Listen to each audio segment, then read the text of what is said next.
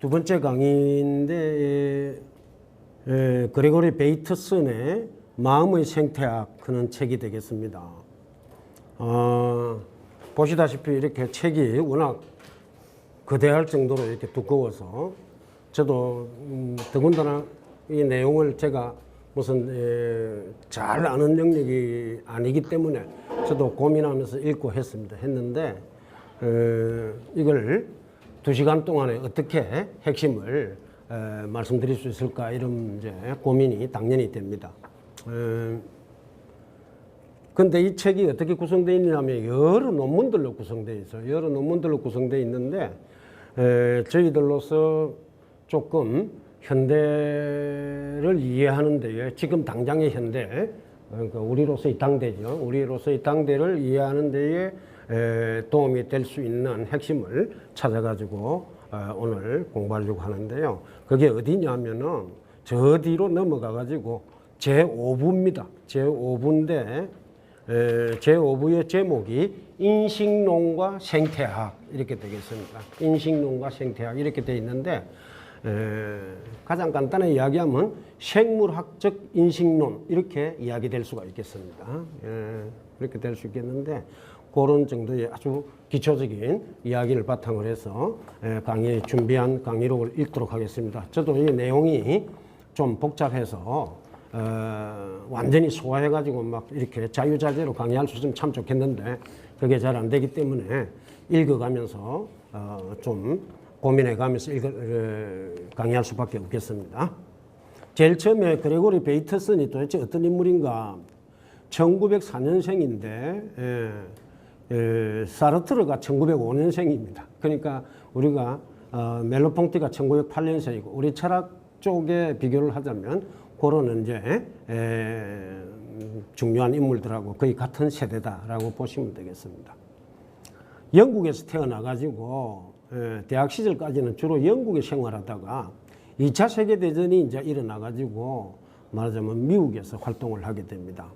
이 그레고리 베이터슨의 아버지는 대단한 어떤 유전 생물학자로서 말하자면 유전학에 상당한 기여를 한 것으로 이렇게 되어 있습니다. 근데 이런 대가인 아버지를 두었던 본인은 사실은 인류학자입니다. 인류학에서부터 출발을 했는데 그렇지만 이 양반이 뭐 거의 관계 안 한 학문 영역이 없을 정도로 나중에 발군의 실력, 천재적인 실력을 발휘했다라고 보겠습니다. 인류학자 외에 사회과학자라고 할 수 있고 언어학자, 시각인류학자, 기호학자, 인공두뇌학자, 정신의학까지 했습니다. 그래서 이 책 앞부분에 보면은 계속 정신분열증에 관한 이야기가 쭉 나오는데요. 그건 오늘 좀 하지 못할 것 같은데 핵심 개념만 말씀드리면 이중구속 하는 겁니다. 이중구속. 더블 바인딩이라 그래가지고 저는 뭐 이 원언을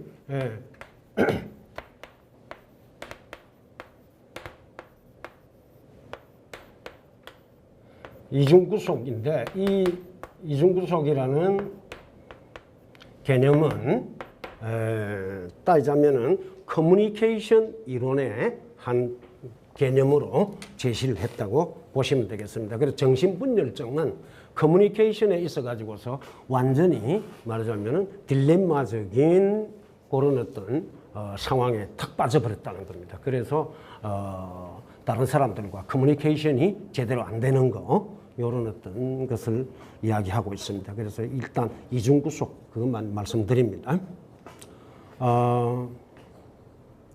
자, 아무튼 정신의학까지도 했는데 그리고 이제 흔히 니클라스 루만의 시스템 이론, 체계 이론, 니클라스 루만이라고 대단한 사회학자가 있는데 그런 체계 이론가입니다. 근데 그 체계 이론에 대해서 기초를 제공했다라고 볼 수 있고요.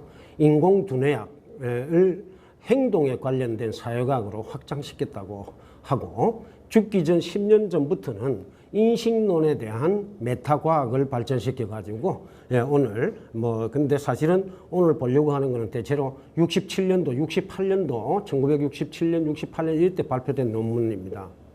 그런 걸 아무튼 발전시켜 여러 과학 분야들에 전개되고 있는 다양한 체계 이론의 형태들을 집대성하고 노력했다고 되어 있습니다. 오늘날 이제 사실 이 책을 제가 신경을 쓰게 된 것은 인지과학 때문입니다. 인지과학에 대해서 주로 또 심리학에서도 이야기 많이 됩니다만은 생물학적인 인지과학 이것이 상당히 중요하고 특히 두뇌와 관련되어 있죠. 인지과학은. 그래서 오늘날 AI 때문에 두뇌와 관련해 가지고 인지과학이 상당히 인기를 끌고 있는데 그런 것 부분에 저도 약간 한 발 끼어 넣어보고 싶어 가지고 이런 공부를 책을 읽었다고 보시면 되겠습니다. 오늘 우리가 살펴보자 하는 마음의 생태학은 1972년에 처음 출간된 책입니다. 그런데 여기에 99년도에 그의 딸인 메리 캐슬린 베이터슨이 서문을 붙여가지고 다시 이렇게 나온 책을 우리가 이렇게 번역한 걸 보고 있습니다. 그의 딸 메리는 그의 사후인 1987년에 출간된 엔젤스 피어크는 책이 있는데 이걸 아버지하고 같이 공저를 했다고 합니다. 그러니까 참 이 집안이 대단한 집안인데 왜냐하니까 베이터슨의 아내가 즉 부인이 엄청난 또 인류학자입니다. 마그리트 미드라 해가지고 인류학 쪽에 들어가면 예사로 나오는 인물인데요. 그런 어떤 이제 막강한 학자 아버지 어머니를 두고서 그 딸이 또 나오니까 딸도 대단한 역할을 하는 겁니다. 그는 맨 먼저 생물학 공부를 했고 이를 바탕으로 인류학적인 현지 연구를 수년에 걸쳐 하게 됩니다. 그래서 문화인류학자로서 성해방운동에 크게 영향을 미친 것으로 또 알려져 있는 유명한 마가렛 미드와 결혼을 하게 됩니다. 그래서 이 마가렛 미드는 여성이다 보니까 아무래도 성해방에 관련해 가지고 인류학을 또 전개한 걸로 이렇게 알려져 있고요. 아무튼 이런 부분도 앞에 상당히 중요하게 이야기되고 있습니다. 그래서 자기가 실제 현지에 가가지고 연구한 것들을 연구할 때 어떤 방식으로 연구해야 되는가라고 하는 걸 갖다가 앞에 소상하게 또 이야기하는 논문들이 또 있습니다. 보고문이죠, 일종의. 그의 이력 중 어쩌면 가장 중요한 것은 그가 메시 회의 그런 게 있는데 이 메시 회의는 우리가 근데 컴퓨터 사이버네틱스 하고 이런 거에 들어가 보면 반드시 나오는 회의입니다. 이 메시 회의의 핵심 창립 멤버로 활동했다는 사실입니다. 메시 사이버네틱스 회의라고 하는 게 또 메시 회의 중에서 말하자면 특정 영역이 또 있는데 이 사실 메시 회의에서 핵심 영역이 바로 이 사이버네틱스입니다. 그래서 여기에 여러분들 로버트 위너라고 1942년도인가 나온 책이 있어요. 로버트 위너가 쓴 게 사이버네틱스라는 책이 있습니다. 그게 따지자면 사이버네틱스에서 거의 고전으로 불리는 책인데 로버트 위너도 바로 이 그레고리 베이터슨하고 같이 사이버네틱스 여기에서 함께 연구를 했습니다. 아무튼 이 메시 사이버넷 회의를 1942년에 처음 조직되어 열렸는데 그때 베이터슨은 그의 안에 마가렛 미드를 포함한 여기에 마가렛 미드도 포함됩니다. 6명 중 한 사람으로 초청되어 참여했습니다. 이 모임은 인간 마음의 작업들, 인간 마음이 도대체 어떻게 작동하는가라고 하는 인간 마음의 작업들에 관한 일반과학을 건립하는 기초를 마련하기도 그 결과 여기에서 체계 이론, 사이버네틱스, 정보 이론 그리고 그 이후 인지과학으로 알려지게 된 이론들이 생겨났다라고 이렇게 평가되는데요. 요 인지과학이라고 하는 것도 이때 제대로 말하자면 명명이 되기 시작했다라고 이제 서서히 말하자면 모양을 갖추기 시작했다고 보면 되겠습니다. 아울러 재기적 반성, 블랙박스 체계 및 신경망 등의 개념들이 또 여기에서 생겨나게 되는데요. 글쎄 여기에서 이제 중요한 게 재기적 반성 그런 것과 블랙박스 체계는 또 어떤 건지 제가 찾아보질 못했는데 하여튼 신경망 그런 것은 신경망 컴퓨터 이래가지고서 이제 이 신경망 이론을 바탕으로 해서 새롭게 나온 컴퓨터 시스템이 신경망 컴퓨터가 되겠는데 신경망 컴퓨터의 핵심은 패턴을 인지한다는 겁니다. 패턴을 인식한다. 이 패턴 이야기는 나중에 나올 거기 때문에 나중에 말씀드리도록 하겠습니다. 이 메시 회의는 그야말로 오늘날의 현대과학 및 과학기술들을 가능하게 한 산실이다. 이렇게 보시면 되겠고요. 자, 워낙 대단한데도 그동안 사실 이 베이터슨을 제가 잘 모르고 있었습니다. 그런데 인류학이라 해서 반드시 오래된 원시 운운하는 옛 기원만을 다루는 것이 아닙니다. 인류학은 사실 현대인을 연구하는 영역도 있습니다. 현대인을 연구하는 영역. 그런 이제 그것도 인류학이라고 그래요. 인류학도 얼마든지 가능합니다. 베이터스는 20, 30대에 오늘날에도 유지되고 있는 독특한 원시문화 부족 사회를 연구했습니다. 그런데 40대쯤에 이르러서는 앞서 말한 대로 메시 회의에 참여하면서 사이버네틱스와 그에 따른 인식론, 커뮤니케이션 이론 등을 그 나름의 진화 생물학과 생태학적인 인류학을 바탕으로 포괄적으로 연구하게 됩니다. 이때 포괄적이라는 이야기는 이런 커뮤니케이션, 인식론, 사이버네틱스 이런 걸 갖다가 아주 진화론, 그 다음에 뭐 생태학, 생물학 이런 어떤 것을 아우르면서 그거는 오히려 그런 기초학문들을 바탕으로 해서 이런 이론들을 만들기 때문에 포괄적이라고 이야기되겠습니다. 이 페이지로 넘어가서 마음의 생태학이라고 하는 책에 좀 들어가 보도록 하겠습니다. 이 책은 베이터슨이 오랜 기간에 걸쳐 여기저기에서 여러 목적으로 발표한 많은 논문들로 구성되어 있습니다. 이를 아까 말씀드린 대로 2시간짜리 한 번에 강의를 요약해낸다는 것은 아예 불가능할 뿐더러 그거 하다 보면 잘못하면 악행이 된다. 오해, 막 왜곡 이런 게 생겨날 수 있으니까요. 그래서 어쩔 수 없이 핵심 내용을 담고 있다고 여겨지는 논문을 중심으로 오늘 강의를 할 수밖에 없겠습니다. 아까 말씀드린 대로 제5부 인식론의 생태학에 이 논문들이 들어있는데요. 여기 내용들은 인식이란 것이 과연 정보의 전달이고 그래서 인식이라고 하는 것이 커뮤니케이션을 위한 것이라면 그렇게 이제 정돈을 하려고 하는 겁니다. 보통 이게 이제 이런 걸 바탕으로 해서 인식론을 펼쳐야 제대로 된 인식론이 된다. 실용적이고 실천적인 인식론이 된다고 보는 거고 전통적으로 철학에서 이야기했던 인식론, 이런 인식론하고 좀 상당히 성격을 달리합니다. 전통적인 철학에서 인식론은 주로 인식을 위한 논리적인 범주 이런 걸 중심으로 펼쳐진 것이라고 한다면 이런 지금 여기에서 말하는 인식론은 그야말로 우리의 실제 삶을 통해 가지고 이루어지는 경험적인 여러 가지 커뮤니케이션 상황이라든지 그런 체계라든지 구조라든지 이런 걸 갖다가 바탕으로 한 겁니다.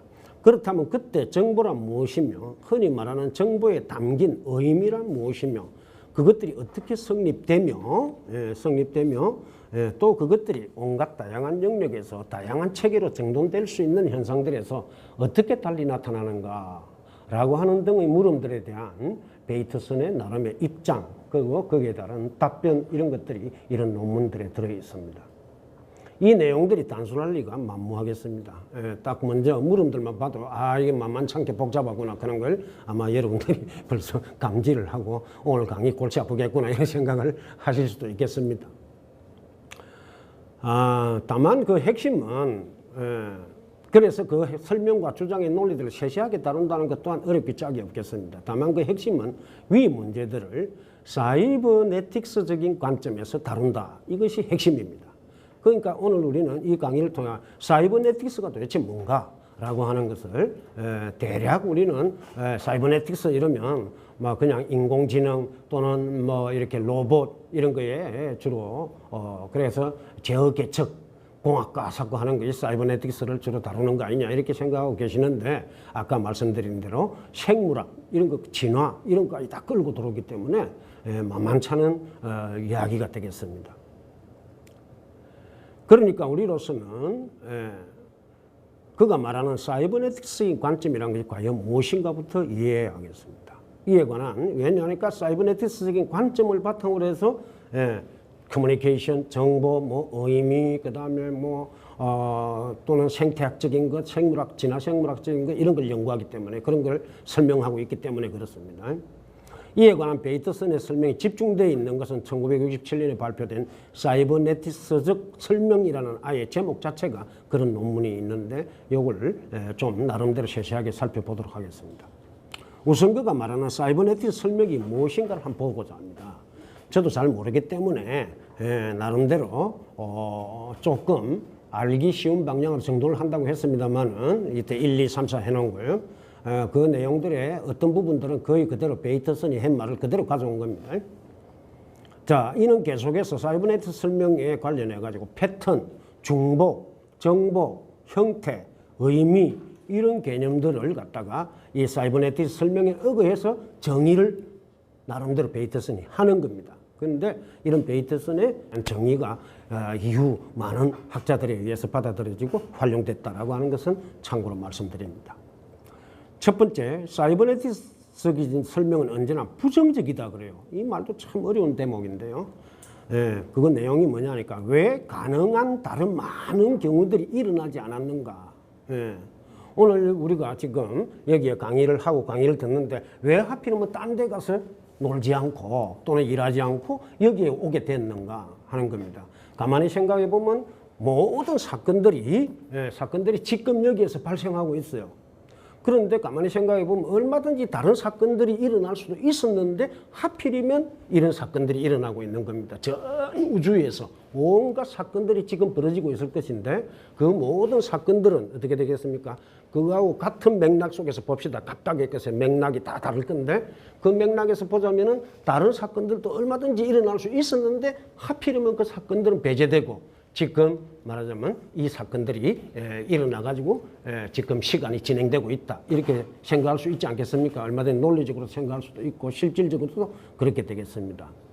왜 그러면 그런 것들이 일어나지 않았는가? 이런 걸 묻는 겁니다. 따라서 특정한 사건이 일어난 것은 실제로 일어날 수 있는 몇 안 되는 것들 중에 하나다. 이렇게 말합니다.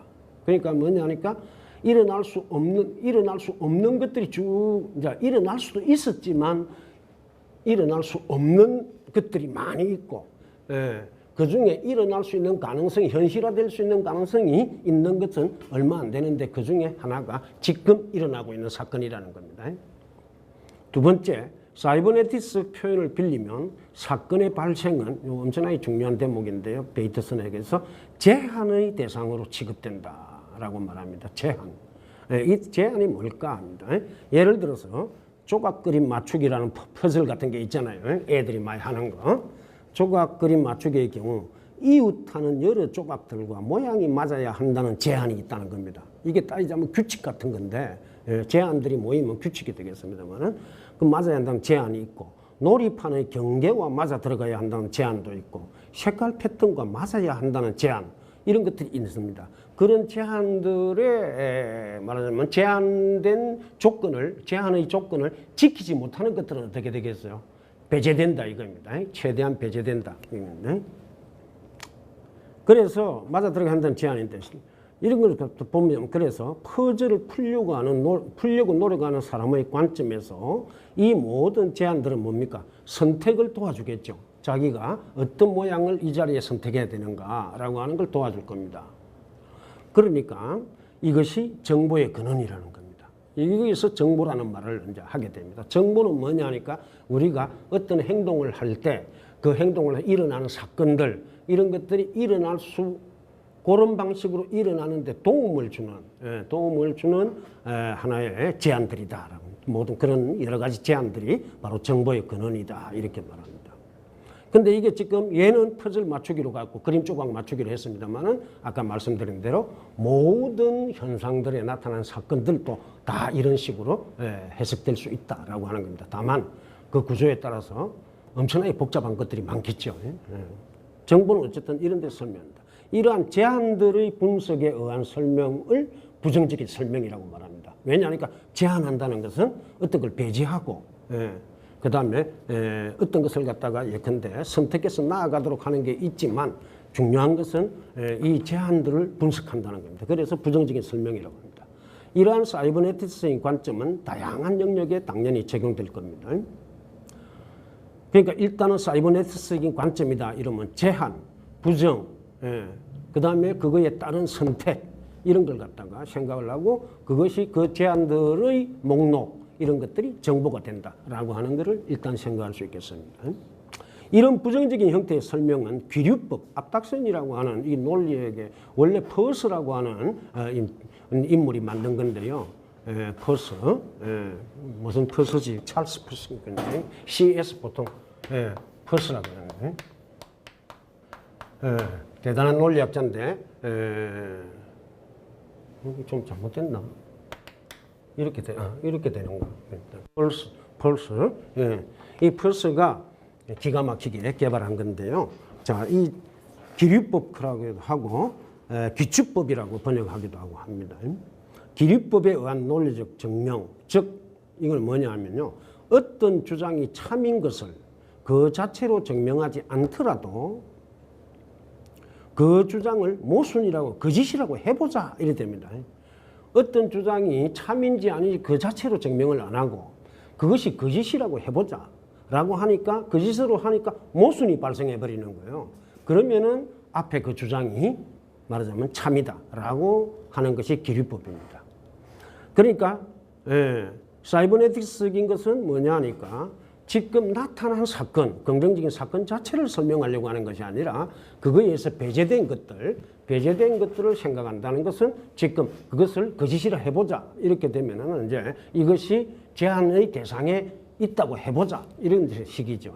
그렇게 해서 이것이 일어날 수밖에 없는 뭔가를 설명하게 되면 이게 이제 그런 것이 사이버네틱스 설명이기 때문에 그래서 기류법하고 닮았다, 형태가 닮았다 이겁니다. 네 번째, 사이버네틱 이건 이제 이런 이야기를 하는 것은 전통적인 논리 이야기죠. 논리학하고 사이버네틱스적인 관점은 사실은 나름대로 상당히 연결되어 있다라고 하는 거고 사이버네틱스적인 이런 설명 방식이 이런 관점 설명 방식이 황당한 거 아니다 이겁니다. 사이버네틱스의 설명을 구축하기 위해 지도화나 엄격한 은유를 사용한다 이러는데 이 지도화를 매핑 근데 사실 매핑은 어떤 것하고 어떤 것하고 뭐죠? 이렇게 연결시키는 것이 매핑이라고 그러잖아요. 매핑인데 요걸 지도화라고 번역하고 있는데요. 요 지도로 번역할 수밖에 없는 뭔가가 있어요. 요 미리 말씀드리면 밑에 나옵니다. 은유를 사용한다. 지도와 영토를 착각해서는 안 된다. 우리가 지도를 보면서 지도가 뭡니까? 어떤 영토에 대한 계략적인 도해잖아요. 도해. 그 지도하고 영토하고를 갖다가 혼동하는 경우가 있다 이겁니다. 그래서 이게 이제 예를 들어서 관념론 이럴 때 관념에서 일어나는 일이 실제에서 일어나는 일인 것처럼 착각하는 것도 이런 하나의 형태가 됩니다. 이 두 가지의 구별, 자 지도와 영토의 구별은 과학적으로 다루고자 하는 현상에서 반드시 관찰되어야 된다라고 이야기됩니다. 그러니까 이것도 또 어려운 대목이 되겠는데요. 그러니까 과학이라고 하는 것은 말하자면 어떤 모델, 이 지도를 모델이라고도 할 수 있겠는데요. 모델과 그 모델에 의해서 설명하고자 하는 어떤 현상, 그거하고 뚜렷이 구분할 줄 알아야 구분이 돼야, 구별이 될 수 있어야 이론에서 구분이 될 수 있어야 그게 과학이다. 이런 이야기입니다. 사이버네틱스의 주제는 그러니까 꿈, 사고 이런 건 어떻게 됩니까? 미리 말씀드리면 꿈 이러면은 그 꿈 자체가 과학이 아니잖아요. 꿈, 환상 이런 것들은요. 환상 세계 속에 들어가면 이게 어디가 실제고 어디가 가짜인지 어디가 모델인지 구분이 전혀 안 되는 거예요. 그러니까 환상이라든지 이런 것은 그 자체로 환상적인 사유에 사로잡혀 있으면 말하자면 과학이 안 된다 이런 이야기입니다. 사이버네틱스의 주제는 중요한 대목이 나옵니다. 사건과 사물이 아니라 사건과 사물은 따지자면 영토에서 일어나는 일이라고 볼 수 있겠습니다. 아니라 사건과 사물에 의해 전달되는 정보다 그래요. 정보. 이때 사건과 사물은 오직 사실의 제안, 명제, 메시지, 지각 등과 같은 것으로 취급된다라고 하는데요. 이 대목도 좀 쉽지는 않은데 그 뒤에 읽어보도록 하겠습니다. 3페이지에. 사이버네틱스적인 관점에 관한 이 내용들에서 가장 중요하다고 여겨지는 것은 첫째, 우리가 이미 벌어진 것으로 파악하는 모든 사건들은 온갖 제한들에 의해 제어된 결과에 의한 것이다. 그러니까 뭐냐니까 어떤 것을 제어한다라고 할 때 사이버네틱스가 중요한 것이 어떤 제어잖아요. 자동 제어 이런 건데요. 자동 제어. 그러니까 제어가 됨으로써 그 결과로 나타난 것이 사건들이다. 그러면 어떻게 제어됐을까요? 제어의 메커니즘이 뭐냐?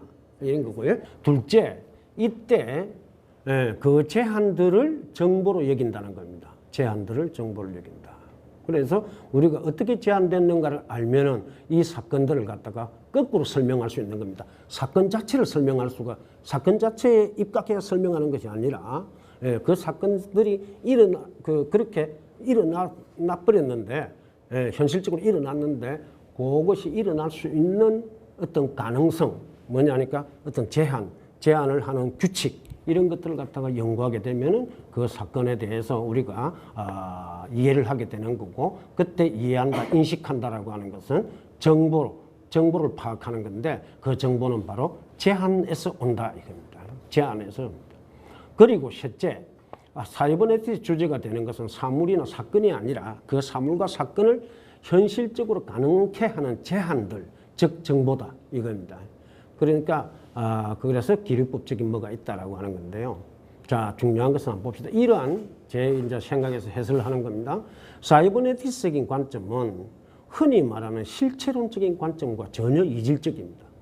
굳이 말하면 실체적인 성격을 띈다고 할 수 있는 사물들이나 사건들을 다루기보다 그것들 간의 관계들, 특히 관계들은 관계들인데 부정적인 관계들, 즉 정보들을 다루는 것이다라고 하겠습니다. 그러니까 관계를 맺는 뒤에도 좀 나올 건데요. 관계항이 중요한 게 아니라 관계가 중요하다는 겁니다. 그 관계에서 배제되거나 서로를 배제하거나 제한하거나 이런 것들이 나타날 것이니까요. 이게 이제 유전에서도 그대로 이야기되죠. 자연 선택 이러지 않습니까? 그럼 왜 다른 것들은 배제되고 하필이면 이게 선택됐느냐 이거예요. 그러면 뭐냐니까 선택된 어떤 종의 특징 자체를 막 살핀다라기보다는 이것이 왜 다른 것들이 왜 배제됐는가 요걸 살펴야 제대로 요 선택된 자연에 의해서 선택된 종의 특징을 제대로 파악하게 된다 이런 식의 이야기입니다.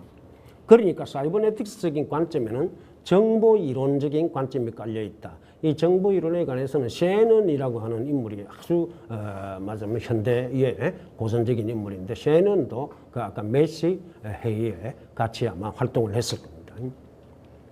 자, 정보 이론은 그럼 뭐냐 하는 게 문제인데요.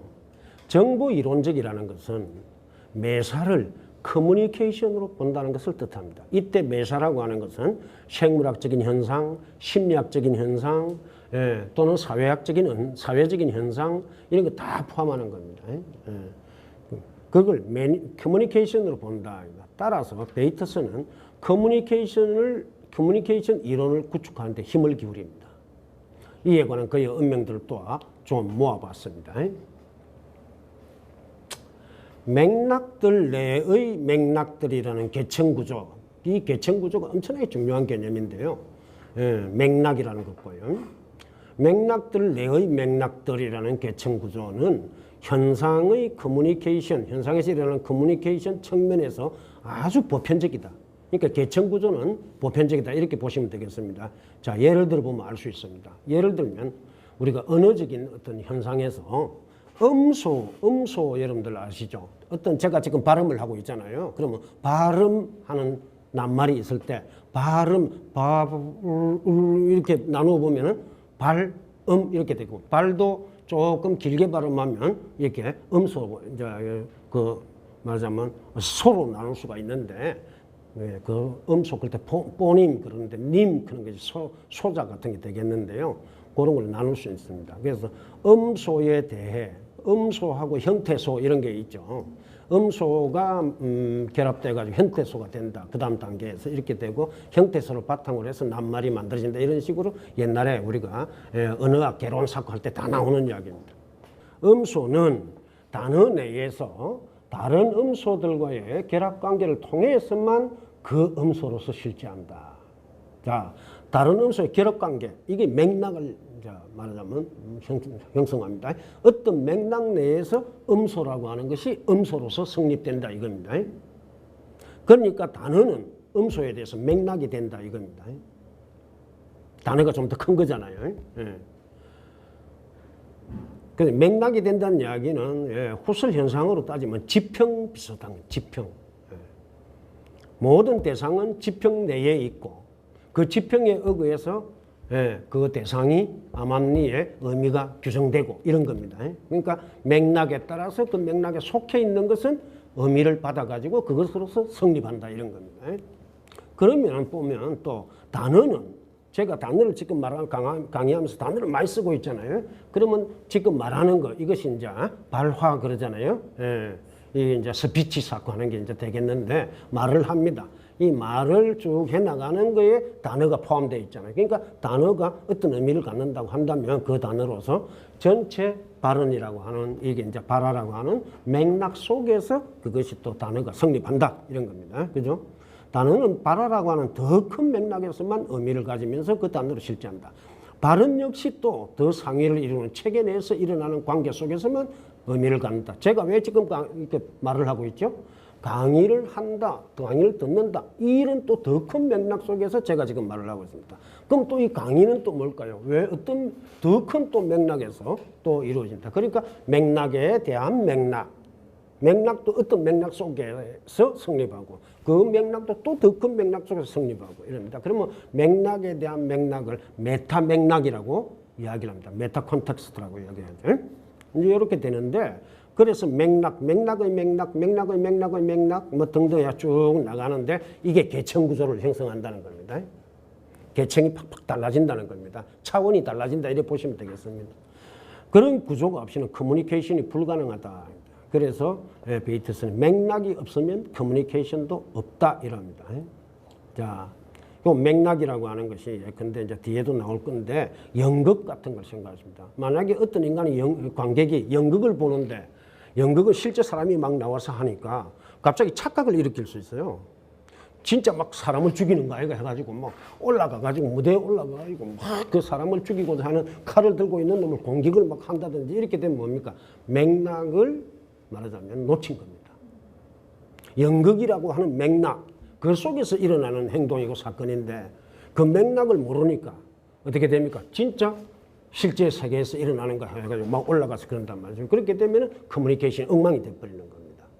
연극을 본다는 것도 일종의 연극을 하고 연극을 본다는 것도 커뮤니케이션의 한 그 방식인데 현상인데 그거에 깨져버린다는 겁니다.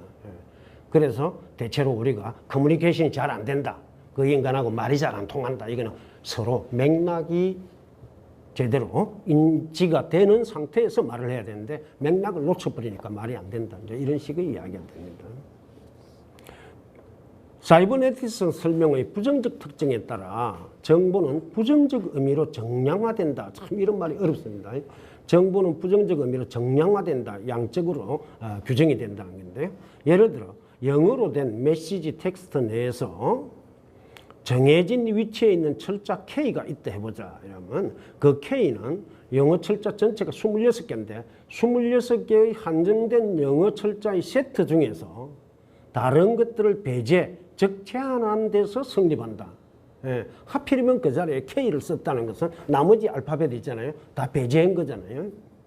성립하는 것처럼 어느 특정한 사건이나 사물은 어떤 세트의 한정된 요소들 중 가능한 다른 사건이나 사물들을 제한 또는 배제한 데서 성립한다. 그 배제를 얼마만큼 했을까 이겁니다. 배제를 얼마만큼 했을까. 방금 예를 든 것은 아주 간단한 거죠. K라는 철자는 나머지 25개를 배제했다. 그러면은 K라는 그것이 그 위치에서 가지고 있는 정보의 양은 25개의 정보량을 갖는다. 이겁니다. 정량화된다. 이렇게 됩니다.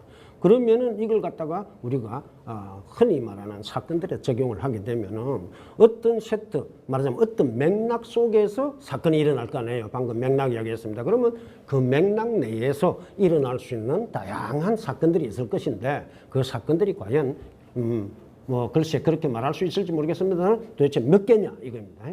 그래서 우리가 보통 이거는 흔히 하는 말이기도 합니다. 어찌 보면 뭐냐니까 어떤 것이 무엇인가를 알려고 그러면 어떤 개념을 알려고 그러면 실체 그런 개념을 알려고 그러면 그것과 유사한 것 같으면서 차이를 갖고 있는 걸 알아야 된다 이랍니다. 차이를 알아야만 어떤 것을 제대로 이해한다 이렇게 되는 겁니다. 그럼 뭐 실체가 있고 실제가 있고 현상도 있고 또는 뭐 예컨대 속성 같은 것도 있을 수 있고 이런 것들하고 어떻게 다른가 라고 하는 걸 갖다가 이해를 해야 실체라는 개념이 이야기입니다. 그러니까 실체라는 개념 자체가 그 자체로 성립한다라고 볼 수가 없는 거예요.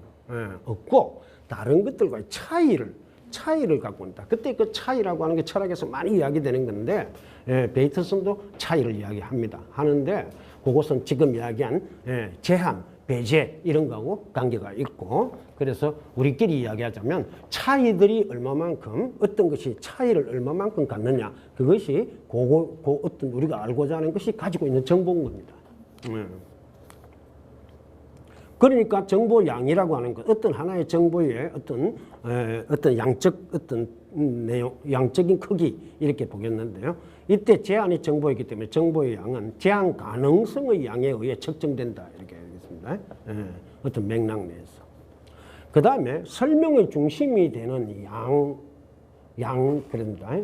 매스 같은 게 되겠는데 양인 정보는 제로 차원에서 존재한다 이러는데요. 이 제로 차원이라고 하는 것은 우리가 보통 1차원, 2차원, 3차원 그러잖아요. 선, 면, 입체 이럴 때에 선이든 면이든 입체든 그거는 실제에 해당된다고 보는 겁니다. 실제의 자의, 실제, 리얼리티에 해당된다고 보고 하는데 이 정보는 그런 실제가 아니라는 겁니다. 그렇기 때문에 제로 차원에 있다 이렇게. 커뮤니케이션 시스템에서 반응의 에너지는 대개 반응자에 의해 제공된다. 물리학적으로는 작용과 반작용 이래 가지고서 작용을 가하는 놈이나 작용을 받는 놈이나 작용과 반작용의 힘이 동등한 걸로 보는데 그래서 작용을 가하는 쪽에 신경을 우리가 많이 씁니다.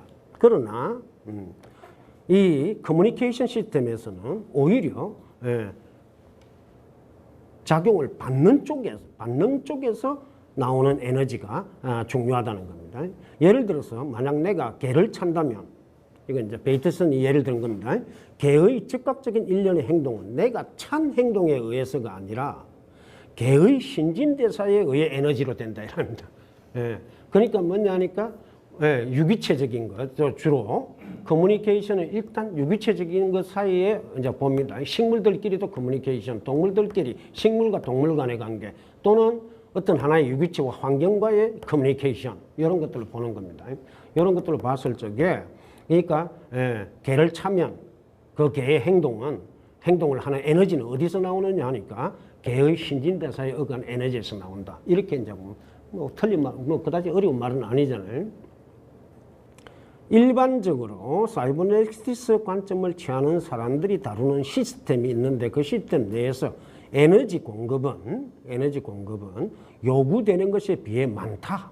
자, 이 말은 뭔가 아까 우리가 가능한 뭔가가 많이 있다 했잖아요. 가능한 사건들의 가능성. 이게 가능한 사건들이 많고 실제 일어나는 것은 그 중에 하나다라고 했습니다. 배제되고 난 나머지 하나다. 그러면 실제 가능한 사건들이라고 하는 것을 에너지적인 차원에서 보면 시스템 내에서 에너지 공급은 많이 주어지는데 요구된다라고 하는 것은 어떤 사건이 일어나게 되는 제한을 가하잖아요.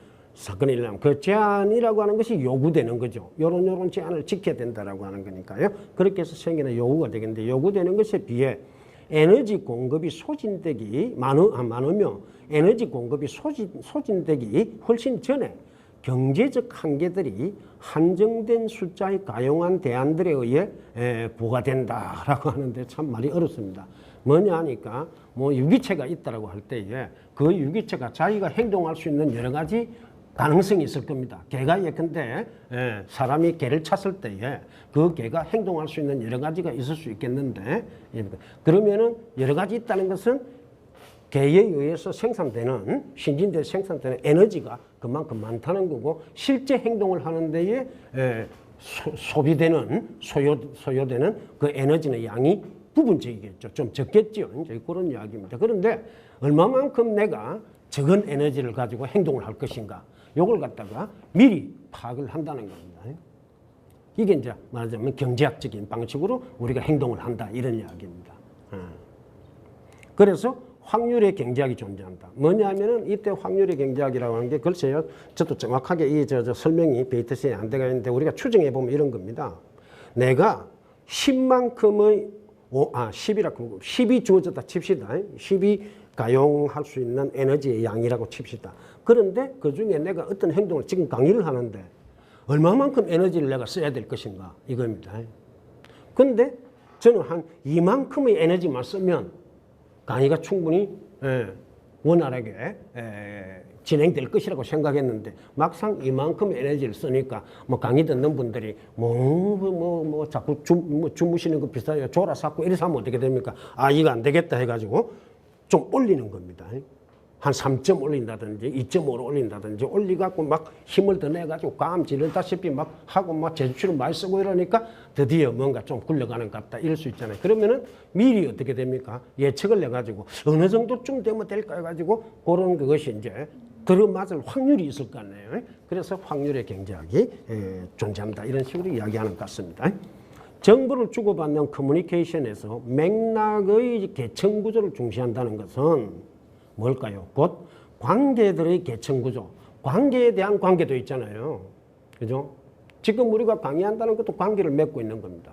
그럼 강의한다라고 하는 것이 전체 인문학적인 어떤 구조 내에서 또 다른 옆에 또 강의를 하고 있습니다. 옆방에서. 옆방에서 이루어지는 강의하고 이 강의하고의 관계가 있을 겁니다. 또는 철학 아카데미 말고 또 딴 말하자면은 제야 강의단체에서도 할 겁니다. 그것도 관계가 있겠죠. 네, 이렇게 됩니다. 그러니까 뭐냐 하니까 관계에 대한 관계 이런 걸 얼마든지 이야기할 수 있죠. 그래서 관계들도 계층구조니까 그래서 관계들이 계층구조를 중시한다는 것이고 그 관계들에서 작동하는 제한들에서 정보를 찾는다는 것을 중시한다라고 하겠습니다. 그러니까 관계를 맺는다 할 때는 어떻게 되겠습니까? 어떤 맥락 속에서 어떤 관계, A라는 관계가 성립됐다면 나머지 관계들은 일단은 제한됐다고 볼 수 있죠. 그것이 정보라고 했습니다. 이제 제한이라고 하는 것은 부정적인 어떤 부정적인 어떤 작동이랄까 이런 거잖아요. 그래서 사이버네티스적인 설명은 부정적인 방향의 설명이다.